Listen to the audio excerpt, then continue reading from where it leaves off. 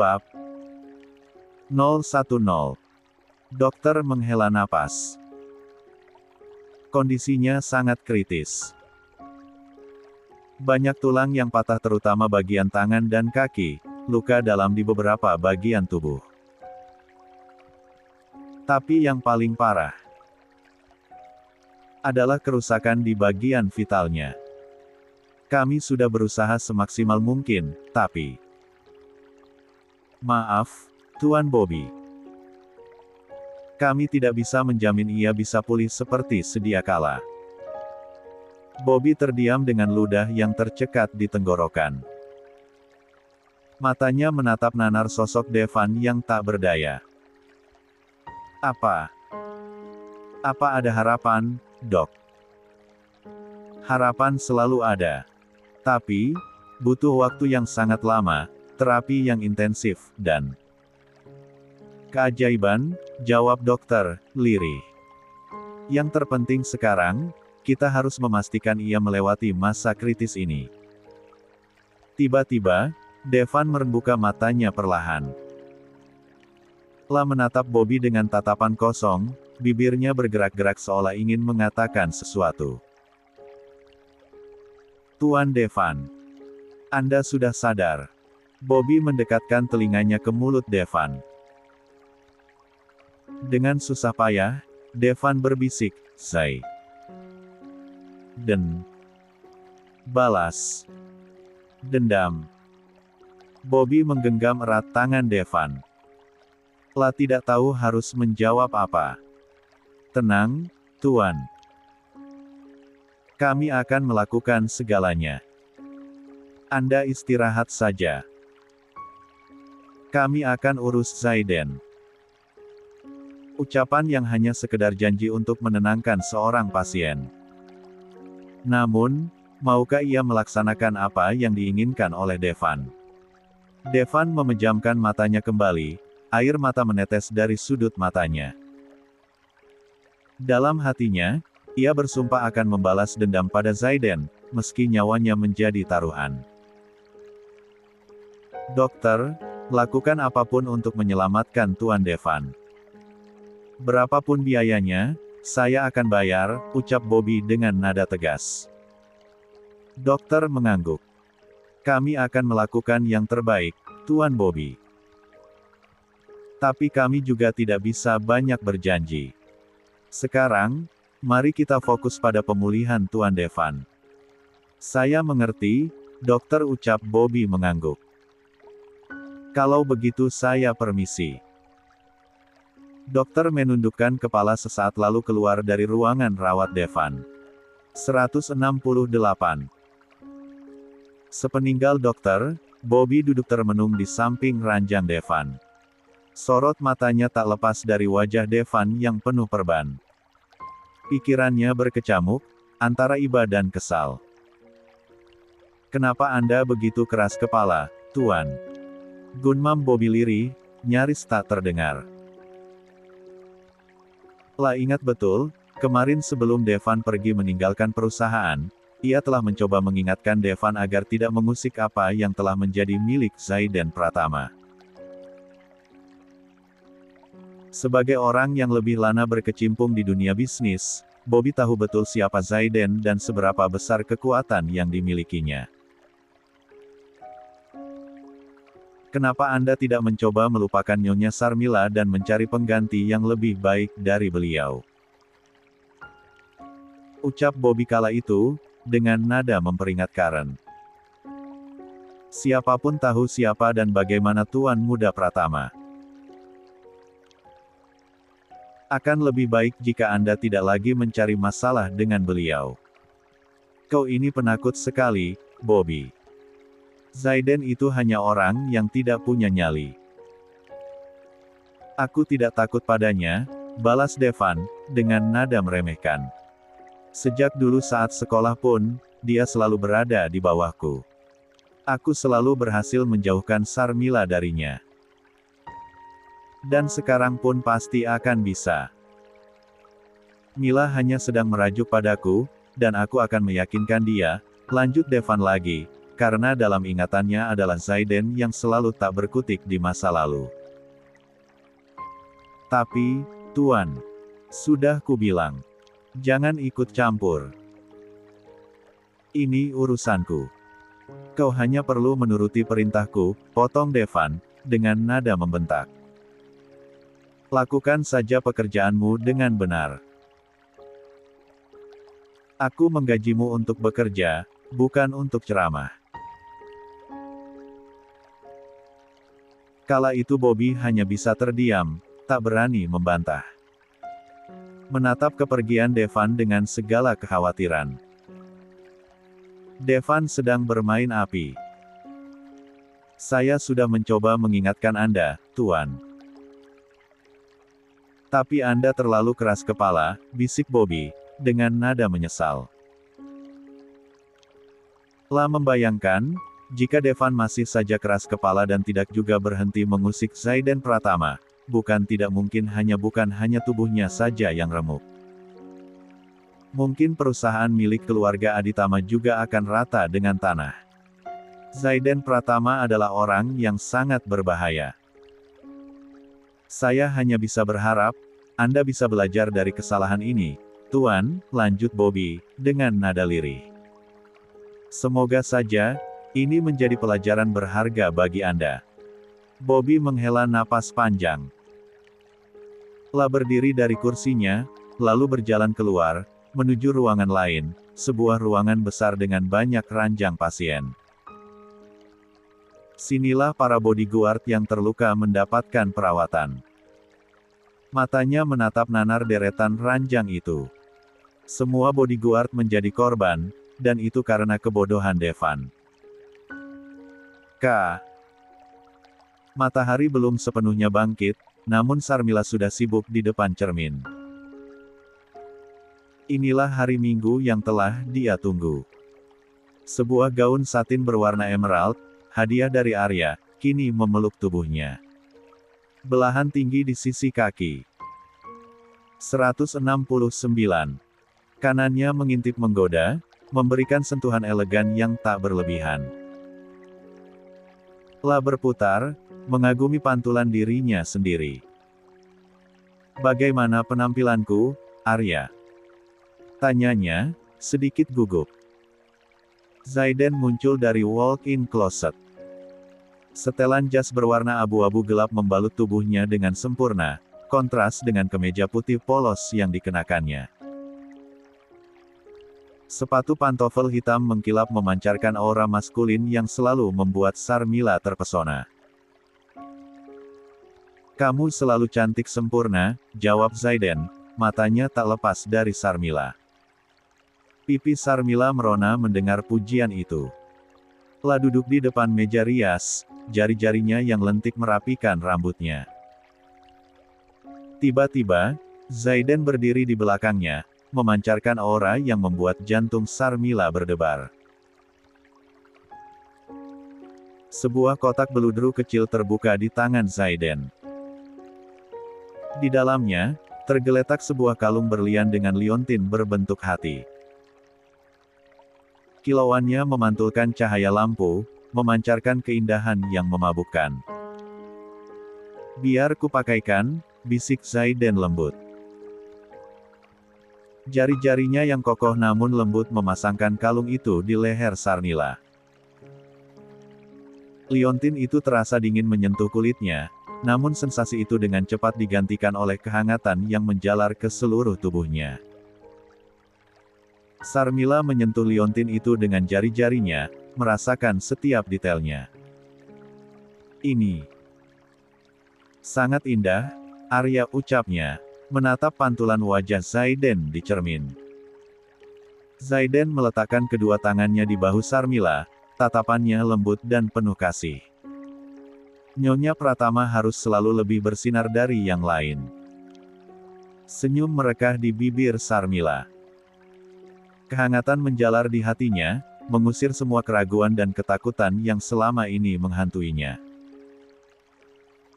Terima kasih, Arya, bisiknya, berbalik menghadap Zaiden. Aku sangat menyukainya. Sarmila berdiri dan memeluk Zaiden erat. Tubuhnya bergetar karena bahagia. La merasa beruntung memiliki pria seperti Zaiden di sisinya. Mungkin, inilah awal dari sesuatu yang indah di antara mereka. Zaiden membalas pelukan istrinya sambil tersenyum. La merasa senang karena belakangan ini Sarmila lebih banyak berinisiatif menyentuhnya. 170. 50. Bertemu Nyonya Karina. Mobil yang dikendarai oleh Zaiden telah berhenti tepat di depan lobi Hotel Bintang 5. Tempat diadakannya pertemuan para kaum elit dan pengusaha. Sarmila turun dengan tangan melingkar di siku Zaiden, suaminya. Masuk ke dalam hotel setelah Zaiden melempar kontak pada seorang petugas yang akan memarkir mobilnya. "Kamu cantik sekali hari ini," bisik Zaiden di telinga Sarmila. Wajah Sarmila langsung bersemu merah. La pun membalas senyumnya. "Terima kasih," ucapnya singkat. Seakan tak mampu bicara karena mendadak muncul ribuan kupu-kupu cantik berterbangan di dalam hatinya. Aula ballroom Hotel Bintang 5 yang gemerlap. Para pengusaha dan investor berbaur, menciptakan atmosfer ambisi dan peluang. Mata Sarmila menyapu ruangan, mencari sosok yang dikenalnya. "Dewi," serunya, ketika menemukan sosok yang ia cari. Sahabat itu ternyata menunggu dengan berdiri tak jauh dari pintu masuk. "Sarmila." Dewi langsung memeluknya erat. "Kok kamu baru datang sih?" Suaranya terdengar sedikit kesal. Sarmila terkekeh. Dewi memang se-excited itu. "Gak apa-apa, tadi aku ngobrol dulu sama sopir." Dewi mengerutkan kening. "Sopir? Maksudmu Kak Riki?" "Kok aku tadi gak lihat dia?" Sarmila tertawa. "Bukan Kak Riki, tapi Arya. Dia Karen sekarang sopir pribadiku." Tawa Dewi meledak, memenuhi udara dengan kebahagiaan. "Kalau sopirnya tampan seperti senior sih, aku juga mau." Zaiden, yang melangkah di belakang Sarmila, hanya menatap datar. La tidak mengerti lelucon itu, tapi ia tahu Sarmila bahagia. Itu sudah cukup baginya. "Sayang, aku mau sama Dewi dulu ya." "Kamu nggak apa-apa kan?" tanya Sarmila, matanya memohon pengertian. Zaiden mendengus kesal, tapi ia mengangguk. "Terserah Kanu. Tapi jangan jauh-jauh dariku." "Lia?" "Iya," jawab Sarmila, wajahnya sedikit ditekuk. La tahu Zaiden tidak suka ditinggal, tapi ia juga ingin menikmati waktu bersama sahabatnya. "Halo senior. Apa kabar?" Dewi menyapa Zaiden dengan suaranya yang centil. Zaiden menyipitkan matanya. "Anda mengenal saya?" tanyanya. "Satu." Dewi mengetatkan rahang, bahkan dua tangannya sudah terkepal. Segera Sarmila melotot ke arah Zaiden yang ternyata tidak peduli sama sekali. La malah berbalik, menghampiri para pengusaha yang ia kenal. "Suamimu benar-benar menyebalkan," gerutu Dewi. "Dia memang begitu orangnya. Jangan diambil hati, seperti tidak hafal saja," bujuk Sarmila, tertawa kecil. 171. "Lia, aku tahu kok. Di dunia ini kan yang dia kenal cuma kamu. Aku mah apa, cuma serangga tak terlihat." Dewi masih terlihat kesal. Sarmila tergelak mendengar ucapan Dewi. Melupakan tentang Zaiden yang menyebalkan, Sarmila dan Dewi melanjutkan obrolan mereka, larut dalam dunia mereka sendiri. Mereka tertawa, berbagi cerita. Sementara di sudut ruangan, Zaiden yang badannya berada di antara para pengusaha yang terus berusaha menjilat, namun, matanya terus mengawasi Sarmila. Riuh rendah pesta semakin meriah.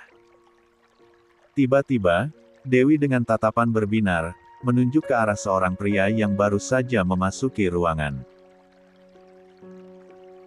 Pria tinggi dengan setelan jas yang pas di tubuhnya, memancarkan aura percaya diri yang menarik perhatian.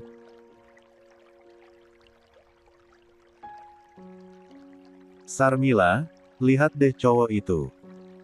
Kayaknya menarik banget, bisik Dewi. Suaranya penuh minat.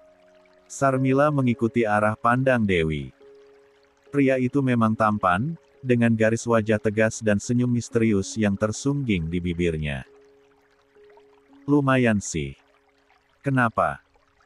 Aku mau menghampirinya. Kayaknya dia tipeku banget, jawab Dewi. Matanya berbinar-binar. Sarmila memutar bola matanya malas. Kanu benar-benar datang buat nyari cowok. Tanyanya tak percaya. Dewi cengengesan, tidak merasa bersalah sama sekali. Hehe, maaf deh. Tapi kesempatan gak datang dua kali, Sarmila. Lagian kamu kan ada Arya, masa kau tega biarin aku jadi jomblo abadi? Ucapnya lalu pergi tanpa menunggu jawaban Sarmila. Sarmila menggelengkan kepala, merasa lucu dengan sikap sahabatnya itu. Dewi memang tidak pernah bisa menahan diri jika melihat pria yang menarik perhatiannya. Terserah dia, lah. Sarmila memutuskan untuk mencari minuman setelah kepergian Dewi. Mengambil satu gelas untuk dirinya sendiri, mencicipi sepotong kue, lalu berniat mengambil segelas juga untuk Arya. Namun, saat ia hendak berbalik, sebuah suara menghentikannya. Kamu Sarmila, kan? Sarmila menoleh. Seorang wanita parubaya berdiri di hadapannya. Sarmila memperhatikannya dari atas sampai bawah, mencoba mengenali sosok itu. Kemudian, ia menyadari siapa wanita itu sebenarnya. Nyonya Karina. Mantan ibu tiri Zaiden. Sarmila berdiri diam di tempatnya, menunggu apa yang akan diucapkan oleh wanita itu. Lah tidak tahu apa yang diinginkan Nyonya Karina darinya, tetapi ia merasa firasat buruk. Halo, aku Karina, ibunya Zaiden, ucap wanita itu, dengan senyum yang terkesan dipaksakan. Tangannya terulur. Sarmila tertawa kecil menunjukkan dua tangannya yang memegang gela berisi minuman. Seolah meminta maaf tak bisa menerima jabat tangan. Sejatinya hanya enggan. Orang yang tidak disukai Zaiden, dia juga tidak akan menyukainya. Wah, berarti Anda Nyonya William, iya. Maaf, maksudku mantan Nyonya William. Anda sudah meninggalkan Tuan William, itu artinya Anda hanya mantan ibu. Kenapa masih menyebut diri sebagai ibunya Arya? 172. Wajah Karina memerah karena marah. Sarmila terlalu berani, pikirnya. Bagaimana bisa wanita muda ini berbicara kepadanya dengan nada seperti itu?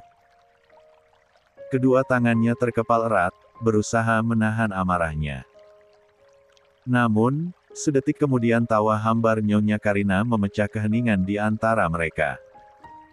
Orang-orang mengatakan nona muda keluarga Natakusuma adalah wanita yang sangat beretika, ucap Karina, suaranya sinis. Tidak kusangka ternyata hanya seorang wanita yang tidak punya sopan santun, bahkan cara berbicara dengan ibu mertua. Sarmila tertawa terkekeh, tidak terpengaruh sama sekali oleh kata-kata Karina. Elbu mertua. Elbu mertua dari mana? Aku memang menikah dengan Arya, Tapi dia juga nggak pernah bilang kalau kamu adalah ibunya. Sarmila mendekat selangkah, menatap Karina dengan tatapan mengejek. Lagi pula, kalau nggak salah ingat, dulu kamu cuma pelayan di klub, gimana caranya kamu bisa menjadi Nyonya Pratama dalam semalam? Apa saat itu kamu sengaja membuat ayah William mabuk? Rahang Karina mengeras. La menatap Sarmila dengan mata melotot, amarahnya memuncak. La tidak menyangka Sarmila tahu begitu banyak tentang dirinya dan masa lalunya. Kamu. Karina kehilangan kata-kata, tidak tahu bagaimana membalas serangan Sarmila. Dari mana kamu tahu semua itu? 1. Kenapa? Kaget. Tanya Sarmila, senyumnya semakin mengejek. Masalah itu kan sudah menjadi rahasia umum. Anak TK pun pasti tahu. Karina terdiam, tidak bisa berkata apa-apa. La merasa wajahnya dikelupas abis. Namun, dengan lihainya ia segera menetralkan wajahnya. Mengambil nafas dalam-dalam dan menatap Sarmila dengan tenang. Kamu masih muda, belum tahu betapa luasnya dunia ini, Sarmila, ucap Nyonya Karina, suaranya merendahkan. Anda tidak perlu mengajari saya tentang itu. Saya tidak tertarik, balas Sarmila, hendak meninggalkan tempat itu. Tunggu dulu. Seru Karina, membuat Sarmila menghentikan langkahnya. Hubunganku sama Zaiden memang tidak terlalu baik, tapi tetap saja dia masih harus memanggil aku ibu, lanjut Karina, senyumnya sinis. Kayaknya dia belum kasih tahu kamu ya, dia punya adik kandung. Adik kandung. 173. 51. Adik kandung. Sarmila tertegun. Maksud Anda Arya punya adik kandung? Lia, jawab Nyonya Karina sambil bersedekap. Zaiden pasti tak berani mengatakannya padamu, kan? Wanita yang merasa menang. Sarmila pasti syok karena merasa dibohongi. Aku dan William memiliki seorang anak. Jadi, pewaris keluarga William Pratama bukan hanya Zaiden. Apa Zaiden tidak pernah mengatakannya? Nyonya Karina menambahkan. Menyiram bensin di atas bara api. Lalu saat pulang nanti kedua orang itu, Zaiden dan Sarmila, mereka pasti akan bertengkar. Namun, hahaha. Yang terjadi malah sebaliknya. Sarmila malah tertawa karena merasa lucu dengan kata-kata Nyonya Karina.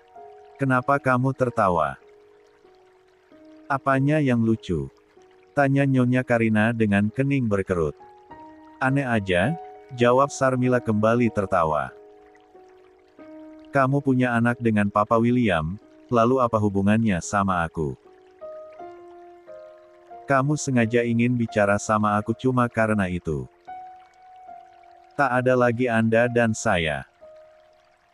Karena menurutnya Karina sama sekali tak pantas untuk mendapatkan kehormatan itu. Nyonya Karina menggeleng selalu menarik nafas dalam. Tapi masalahnya bukan hanya William punya anak lain yang tidak kamu ketahui, tetapi juga tentang suamimu itu yang impoten. Sarmila terkejut mendengar kata impoten, tetapi ia berusaha untuk tidak terprovokasi. Ia tidak mau memberikan kepuasan pada Nyonya Karina dengan menunjukkan reaksinya. Tanpa diminta, Nyonya Karina melanjutkan, dulu, Zaiden pernah terjatuh dan terluka parah. Dokter mengatakan akibat luka itu membuat organ reproduksinya terganggu. Nyonya Karina menjeda ucapannya membiarkan Sarmila berpikir. Itu artinya, jika Zaiden tidak bisa memiliki keturunan, maka harta waris milik William Pratama akan jatuh kepada Tristan, anakku dengan William, lanjutnya setelah beberapa saat. Sarmila menghela napas malas, memutar bola matanya. Lia memang terkejut mendengar berita itu, tetapi baginya itu sama sekali bukan masalah. Yang menjadi masalah adalah, apa maksudnya Nyonya Karina berbicara seperti itu? Apakah mungkin Karina berpikir ia menikahi Zaiden hanya demi harta? Ataukah Nyonya Karina memiliki maksud lain dengan menyebutkan tentang putranya?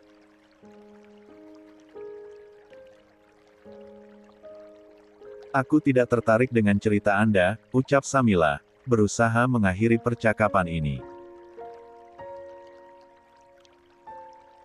Nyonya Karina menatap Sarmila dengan pandangan yang lebih lembut.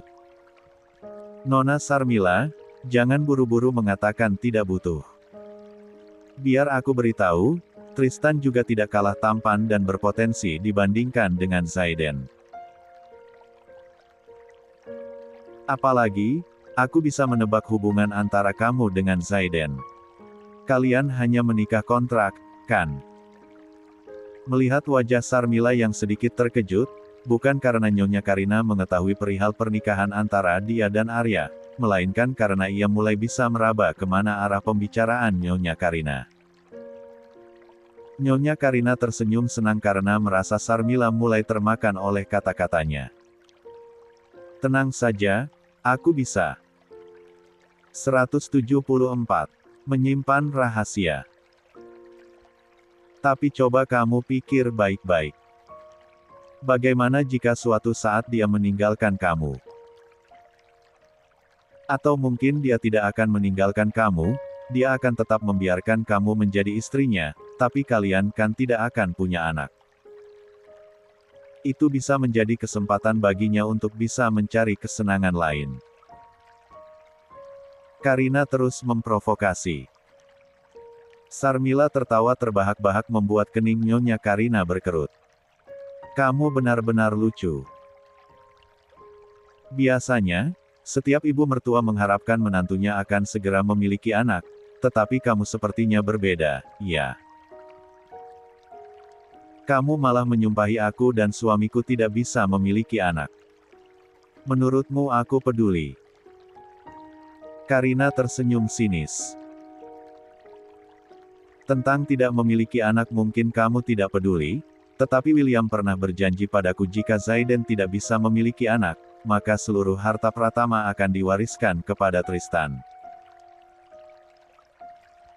Apa kamu tidak menyesal hanya menjadi pajangan di keluarga Pratama? Cobalah berpikir. Bagaimanapun, Tristan lebih unggul dari Zaiden. Sarmila tersenyum sambil menggoyangkan gelas minuman di tangannya. Nyonya Karina ini ternyata cukup pintar, ya. Tetapi mendingan jangan berharap deh. Arya juga tidak akan mungkin membiarkan semuanya terjadi begitu saja. Dulu, kamu yang mengkhianati Tuan William, lalu sekarang kamu datang ingin mengambil harta warisan. Apa kamu pikir Arya akan tinggal diam?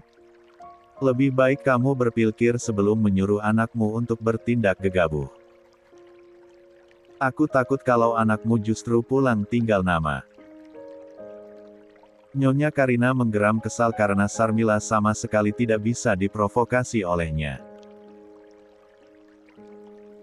Padahal, seharusnya jika dia bisa menarik Sarmila untuk berada di pihak Tristan, pasti bukan hal yang sulit untuk bisa mendapatkan harta William.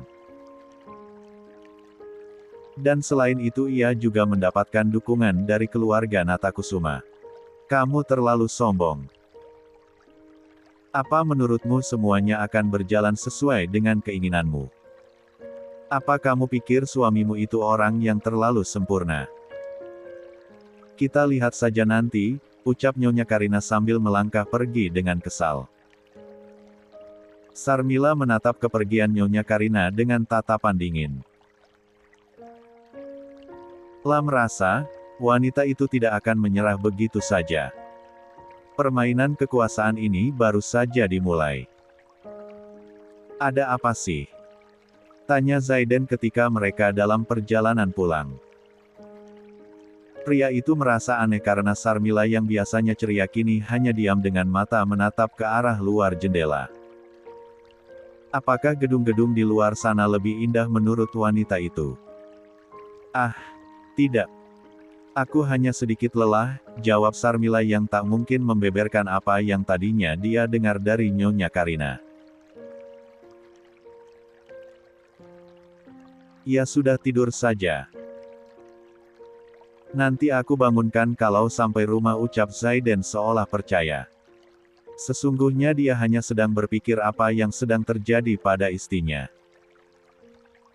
Apa ada sesuatu yang terjadi dalam acara tadi ya, gumam Zaiden. Pria yang tidak tahu jika istrinya baru saja bertemu dengan mantan ibu tirinya. Karena pada saat kejadian pria itu sedang meladeni obrolan dengan rekan bisnisnya dari luar negeri. Zaiden menolak sekali lagi ke arah Sarmila yang bersandar dengan mata terpejam. Namun, pria itu tahu istrinya. 175. Sama sekali tidak tertidur. Zaiden mengambil ponsel di sakunya. Sebelah tangan memegang seti, mata yang fokus menatap jalanan.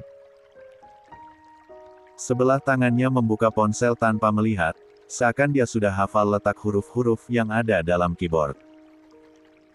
Cari tahu apa yang terjadi pada istriku ketika di acara tadi. Pesan yang ia kirim pada orang kepercayaannya.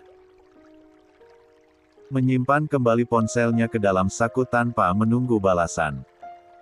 Kembali menoleh ke arah Sarmila yang sepertinya kini benar-benar tertidur.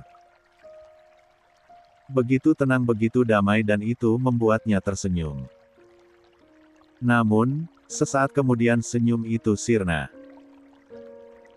Berganti dengan rahang yang mengeras dan dua tangan yang terkepal mencengkeram setir. Takkan kubiarkan siapapun membuat senyummu pudar.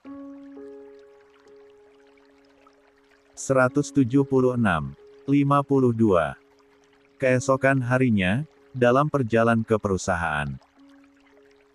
Mila, kenapa tidak istirahat saja di rumah jika tidak enak badan? Tanya Zaiden menoleh ke arah Sarmila yang duduk di sampingnya.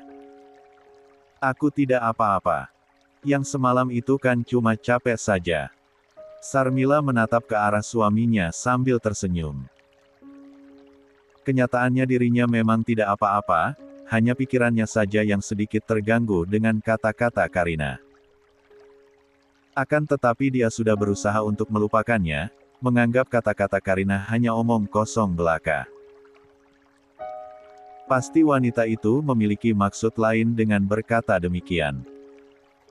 Zaiden membuang nafas berat, ia tahu istrinya berbohong tetapi ia juga tidak akan memaksa istrinya untuk berbicara, dia akan mencari tahu nanti.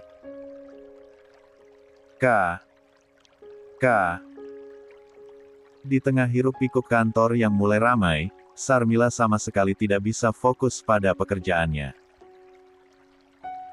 Ucapan Nyonya Karina yang mengatakan bahwa suaminya adalah seorang pria impoten, bagai bisikan iblis yang terus berdengung di telinga Sarmila.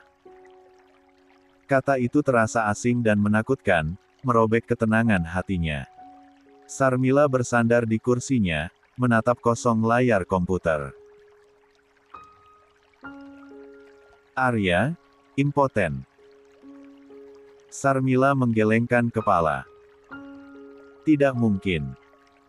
Dia terlihat begitu sehat, kuat, dan penuh vitalitas. Mana mungkin impoten? Tapi bagaimana jika itu benar?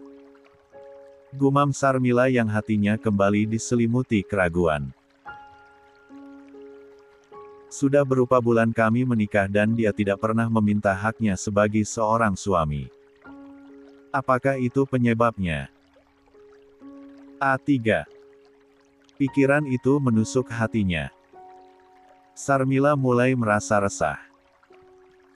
La juga tidak mau kekayaan milik Papa William jatuh ke tangan Tristan. Arya sudah bekerja keras selama ini. Jika tiba-tiba haknya diambil oleh anak lain, bagaimana perasaannya? Apa yang harus aku lakukan? Bisik Sarmila, hatinya benar-benar gelisah. Aku harus mencari solusinya. Jari jemarinya menari di atas keyboard, mengetikkan kata kunci, makanan penyembuh impotensi, di mesin pencari.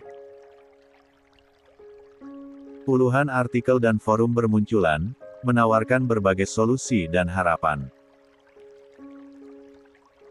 Tiram. Daging organik. Ikan berminyak. Buah-buahan. Sarmila membaca daftar makanan itu dengan seksama.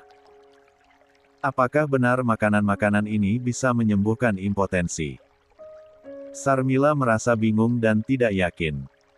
Internet penuh dengan informasi. Tapi ia harus mencoba.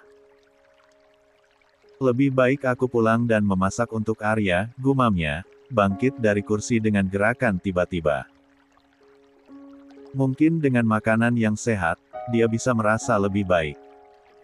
177. Sarmila meraih tasnya, melangkah cepat keluar dari ruangan. Hah, untung hari ini pekerjaanku tidak padat, gumamnya sambil terus melangkah.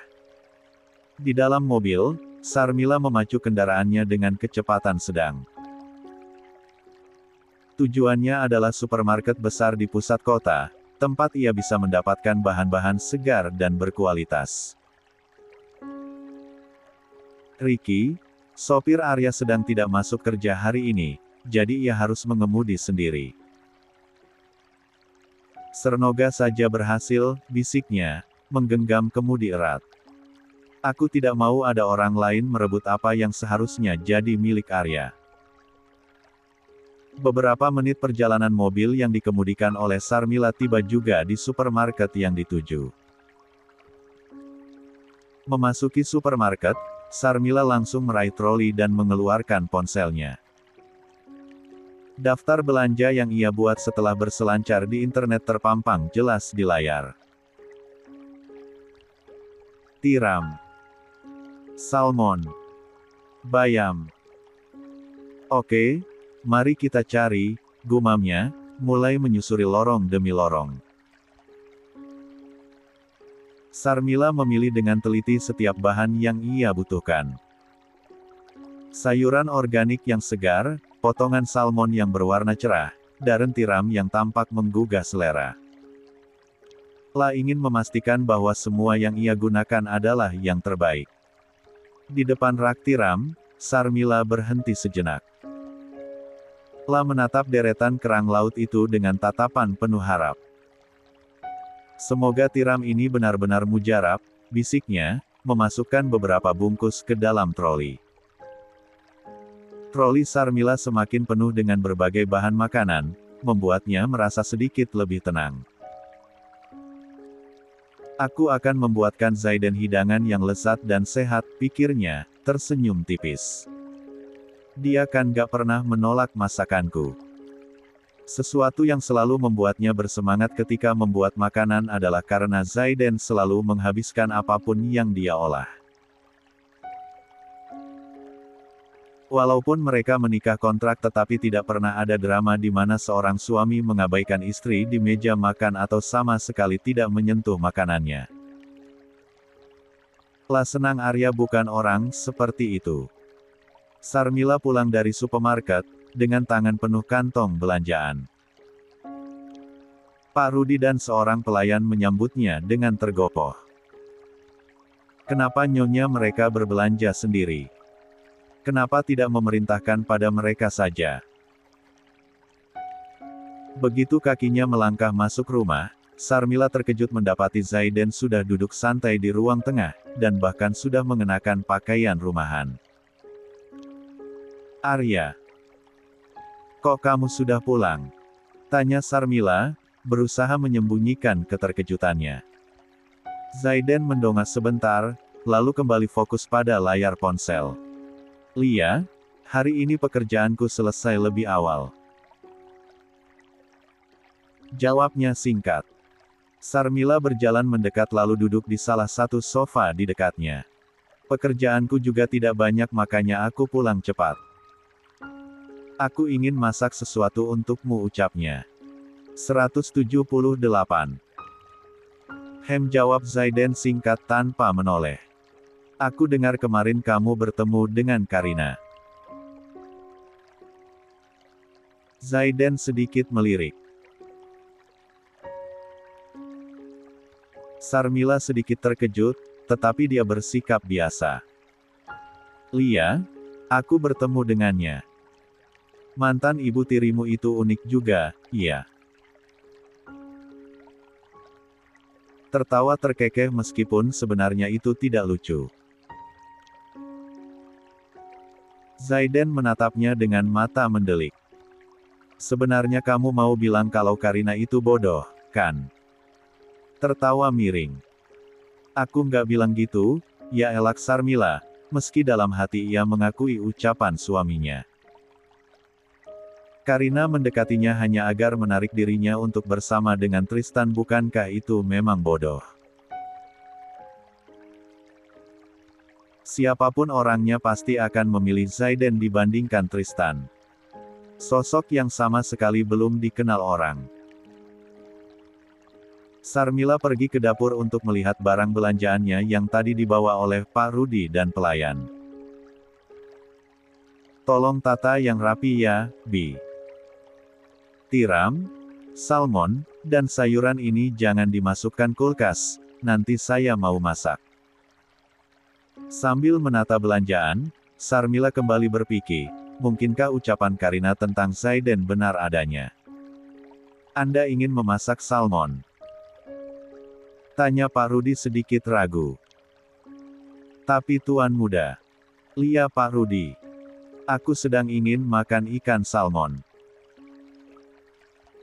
Sarmila menjawab lalu pergi dari tempat itu sebelum Pak Rudi menyelesaikan ucapannya. Sarmila kembali ke ruang tengah, usai membasuh tangannya di dapur. Aroma sabun lemon yang segar menghilangkan aroma amis di tangannya yang tadi bersentuhan dengan tiram dan salmon. Zaiden masih duduk di sofa, matanya terpaku pada layar ponsel, seolah tak menyadari kehadiran Sarmila. Sarmila berdehan pelan, mencoba menarik perhatian suaminya. Zaiden tak bergeming. Sarmila menghela napas, lalu duduk di sampingnya dengan pikiran yang sedikit ragu untuk bicara. Arya panggil Sarmila lembut, apa kamu memiliki sakit tertentu? Bagaimana kalau aku menemanimu periksa ke dokter? Zaiden menoleh, alisnya bertaut. Sakit? Sakit apa? Sarmila menelan ludah. Pertanyaan ini terasa berat di lidahnya. Mungkin kamu tidak enak bicara padaku. Tapi kalau kamu sakit, kamu harus berobat. La sengaja menggantung kalimatnya, tak menyebutkan penyakit spesifik yang ia maksud. Zaiden mengerutkan kening, tampak bingung. Ya namanya orang sakit ya memang harus berobat. Sebenarnya kamu mau ngomong apa sih? Siapa yang sakit? Sarmila menggaruk tengkuknya, merasa semakin tak yakin. Zaiden tampak tulus dengan kebingungannya. Mungkinkah Zaiden tidak tahu jika dirinya sakit? Apakah Tuan William menyembunyikan vonis dokter itu dari Zaiden? Apa Arya malu untuk mengaku? Batin Sarmila. 179. Dengan berat hati, Sarmila memutuskan untuk mengakhiri percakapan yang canggung ini. La bangkit dari sofa. Tidak. Tidak apa-apa. Aku ganti baju dulu ya ucapnya, lalu bergegas menuju kamar. Dalam pikirannya, mungkin harga diri Arya akan terluka, jika dirinya tahu tentang impoten itu. Zaiden menatap punggung Sarmila yang menjauh dengan raut bingung. Kenapa sih dia Gumam Zaiden pada dirinya sendiri. Sebenarnya dia mau bicara apa? Siapa yang sakit? 180. 53. Alergi. Zaiden menatap punggung Sarmila yang menghilang di balik tikungan tangga. Keningnya berkerut, tak mengerti arah pembicaraan istrinya. Nada bicaranya seolah menyiratkan sesuatu yang disembunyikan, namun Zaiden tak bisa menebak apa itu. Bunyi telepon di sakunya mengalihkan perhatiannya.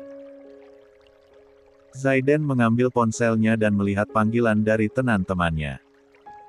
Pria itu pun pergi masuk ke ruang kerjanya untuk mengangkat panggilan.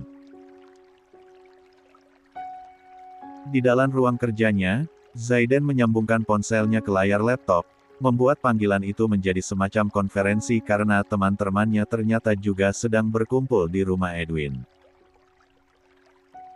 "Hai, bro, gimana kabar lo?" tanya Edwin, membuka percakapan dengan nada santai. "Aku baik, kenapa memangnya?" tanya Zaiden. Terlihat olehnya Kevin mencebikkan bibir. "Pernikahanmu?" tanya Kevin, nada suaranya sedikit mengejek. "Hubungan suami istri kalian masih baik?" "Ya, gitulah," jawab Zaiden, yang kemudian menyandarkan punggung pada kursi kerjanya. "Pokoknya." "Ya," dia semakin jinak, lanjutnya bercanda yang disambut tawa empat temannya. "Dasar sombong," ucap Bram yang sejatinya iri. "Mentang-mentang sudah laku terus gak mau kumpul lagi sana kita-kita," lanjutnya, membuat Zaiden terkekeh geli. Zai, ngomong-ngomong gimana? Udah unboxing, apa belum?" tanya Bram tiba-tiba membuat Zaiden melotot. Tapi terlihat teman lainnya juga penasaran. "Apaan sih kalian ini?"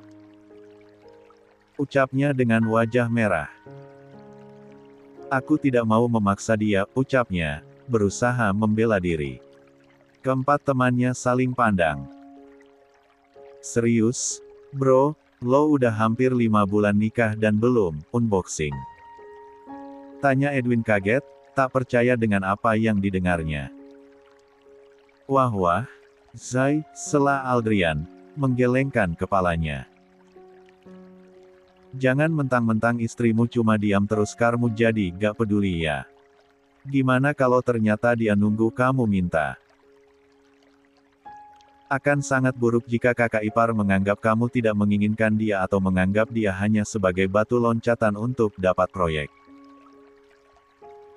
"Itu benar, Zai," sahut Bram lagi, menyetujui ucapan Aldrian. "Ya, walaupun kami tahu sebenarnya proyek itu gak ada artinya apa-apa buat kamu, tapi kakak ipar kan gak tahu." Zaiden merenungkan ucapan teman-temannya. Apa benar Sarmila menunggunya? Apa selama ini ia salah mengartikan sikap istrinya? Tapi kan sebelumnya Sarmila sangat membencinya. "Jadi menurutku, kamu harus lebih agresif," sahut Kevin, menyeringai nakal. "Agresif?" tanya Zaiden, bingung. "Maksudnya?" "Ya, tunjukin kalau lo emang pengen dia," jawab Kevin, yang kemudian menjelaskan maksudnya dengan lebih rinci. 181. Zaiden mendengarkan dengan seksama, mencoba mencerna setiap ucapan teman-temannya. "Dan satu lagi," ucap Edwin. "Segera buka masa lalu antara kamu dan Devan agar kakak ipar tidak salah paham terus sama kamu." Sementara Zaiden mendengar petuah dari teman-temannya, Sarmila sedang sibuk di dapur, menyiapkan makan malam spesial untuk suaminya. La berharap, dengan makanan yang sehat dan lezat, ia bisa membantu Zaiden mengatasi masalahnya, apapun itu. Zaiden baru saja selesai bicara dengan teman-temannya ketika ia mendengar suara pintu ruang kerjanya diketuk. "Arya, ayo makan. Makanan sudah siap." Terdengar suara teriakan Sarmila dari luar. Zaiden pun segera menyimpan kembali ponselnya ke dalam saku lalu keluar dari kamar dan mendapati istrinya sedang berdiri menunggu di depan pintu. Wajah Sarmila terlihat cerah, seolah begitu bahagia menyiapkan hidangan untuk. Zaiden merangkul pundak Sarmila, lalu membawanya turun ke bawah dan langsung menuju ke ruang makan. Dalam hatinya, ia terus berpikir, apa benar ia yang harus bertindak agresif? Sesampainya mereka di ruang makan, tidak ada orang lain di sana, karena sejak awal Sarmila tidak mau makan sambil ditunggui oleh para pelayan. Sehingga di sana hanya ada Zaiden dan Sarmila saja. Suasana terasa intim dan sedikit canggung. "Sini," ucap Zaiden tiba-tiba, sambil menarik tangan Sarmila hingga wanita itu jatuh terduduk di atas pangkuannya. Sarmila terkejut dengan wajah bersemu merah, namun dia tidak menghindar. La menundukkan wajahnya merasa malu dan gugup. "Ayo suapin aku," ucap Zaiden manja, membuat Sarmila semakin salah tingkah. Sarmila pun dengan wajahnya yang semakin bersemu merah mengambil piring dan mengisinya dengan sedikit nasi. Lalu mengambil beberapa potong ikan salmon dan dengan gugup menyuapi suaminya yang tiba-tiba berubah manja. "Gimana rasanya? Enak enggak?" tanya Sarmila, berusaha menyembunyikan kegugupannya. "Enak, sangat enak," jawab Zaiden, menghentikan sejenak kunyahannya.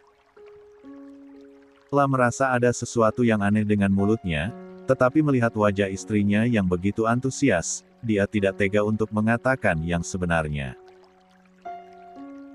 Kemudian dia melanjutkan mengunyah apa yang ada di mulutnya. "Apa yang kamu masak ini?" tanya Zaiden sedikit ragu, berharap itu tidak sesuai dengan apa yang ia takutkan. "Ini ikan salmon yang aku buat bumbu asam manis. Kamu suka nggak?" tanya wanita itu dengan antusias, matanya berbinar menatap Zaiden. 182.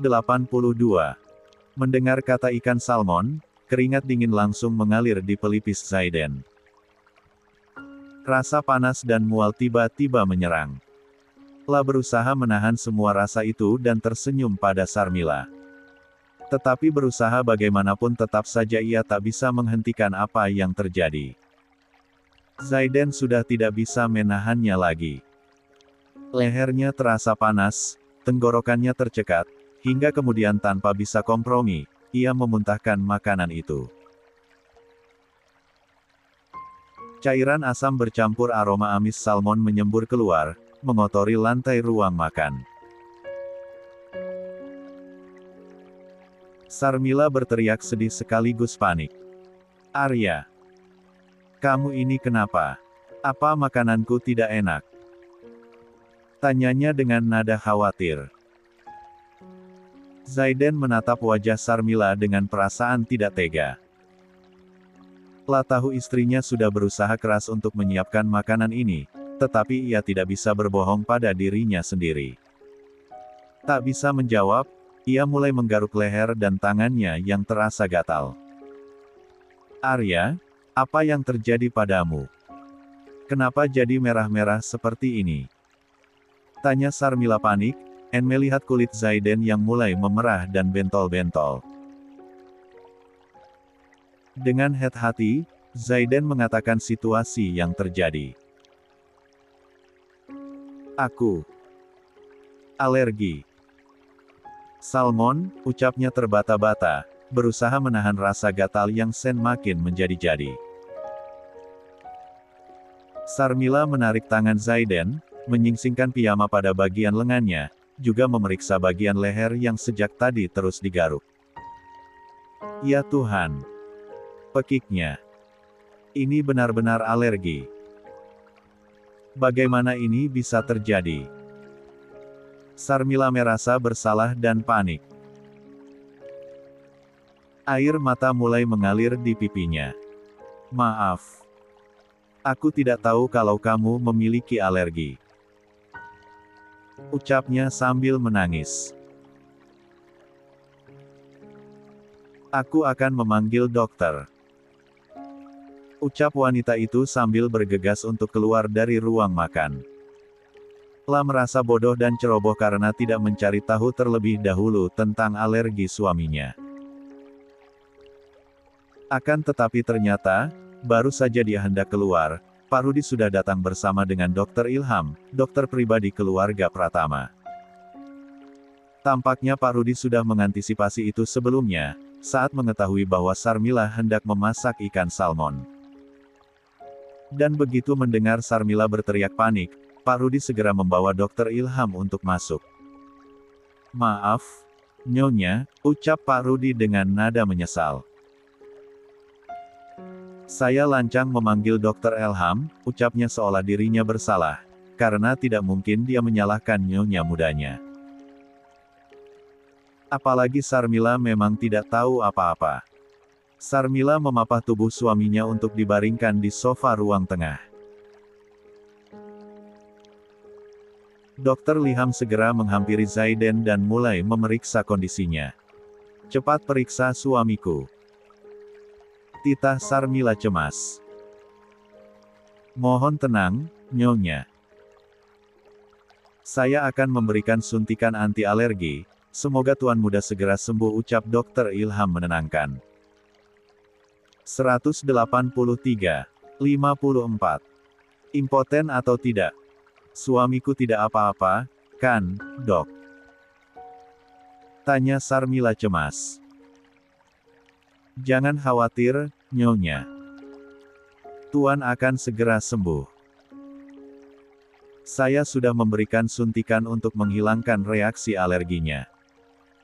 Saya juga akan meninggalkan obat untuk Anda minumkan kepada Tuan Muda, ucap Dr. Ilham kemudian memberikan obat yang baru saja dia ambil dari tas kerjanya. Sarmila mengucapkan terima kasih kemudian meminta tolong Pak Rudi dan Dr. Ilham untuk membawa suaminya ke kamar mereka. Pak Rudi dan Dr. Ilham dengan sikap mengangguk lalu memapah Arya menuju kamarnya. Dengan hati-hati, mereka membaringkan tubuh pria itu di atas ranjang mewah berseprai sutra. Setelah memastikan Arya berbaring nyaman, Pak Rudi dan Dr. Ilham pamit undur diri, meninggalkan Sarmila seorang diri di kamar itu. Di tangannya tergenggam obat yang tadi diresepkan Dr. Ilham. Sarmila ingin segera memberikan obat yang tadi diberikan oleh Dr. Ilham kepada suaminya, tetapi ternyata botol air di atas nakas ternyata kosong. Arya, tunggu sebentar ya. Aku akan ambil air minum dulu. Ucap Sarmila lalu keluar kamar, berjalan cepat menuju dapur untuk mengambil air. Setelah mengisi gelas, ia kembali ke kamar dan membuka kemasan obat. Arya, ayo bangun, minum obat dulu, ucap Sarmila lembut, wajahnya dipenuhi kecemasan menatap Arya yang terbaring lemah. Aku sakit, nggak bisa bangun, jawab Arya dengan suara lirih. Matanya terpejam dan wajahnya sayu. Lalu bagaimana caranya minum obat kalau kamu nggak bangun? Nanti airnya tumpah, balas Sarmila, mencoba membujuk. Perlahan, Arya membuka matanya dan menatap Sarmila lemah. Bantu aku untuk bangun, pintanya seraya mengulurkan tangan yang terlihat lunglai. Sarmila meletakkan gelas dan obat di atas nakas. Kamu ini manja sekali, ujarnya menggerutu. Bibirnya menggerutu tetapi wajahnya terlihat jelas jika dia sedang cemas. Tapi baiklah, karena kamu sedang sakit seperti ini, aku nggak akan ribut sama kamu. Ucapnya lalu membantu Arya duduk dengan merangkul tubuh pria itu. Di balik punggung Sarmila, Zaiden tersenyum tipis. La menahan tawa agar tidak ketahuan. Sarmila kembali meraih obat dan gelas, lalu membantu Zaiden meminum obatnya.